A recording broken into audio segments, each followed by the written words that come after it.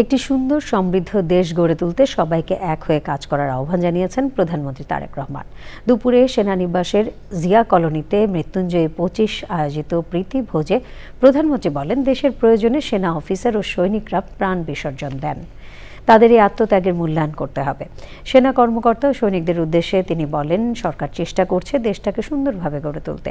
যার যার অবস্থান থেকে দায়িত্ব পালন করতে পারলে সুন্দর এক বাংলাদেশ গঠন সম্ভব হবে বলে আশা প্রকাশ করেন প্রধানমন্ত্রী।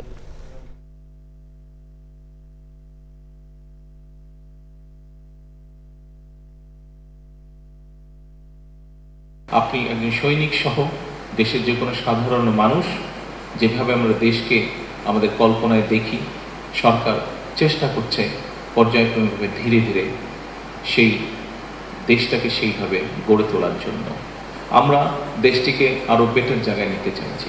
প্রিয় সৈনিক এবং অফিসারবৃন্দ, আমাদের সবারই নির্দিষ্ট কর্তব্য আছে এবং এই নির্দিষ্ট কর্তব্য যদি আমরা যার যার অবস্থান থেকে সঠিকভাবে পালন করতে সক্ষম হই, সঠিকভাবে পালন করি, অবশ্যই ইনশাআল্লাহ আমরা আমাদের যে কাঙ্ক্ষিত দেশ, সেই দেশটিকে আমরা ধীরে ধীরে গড়ে তুলতে সক্ষম হব।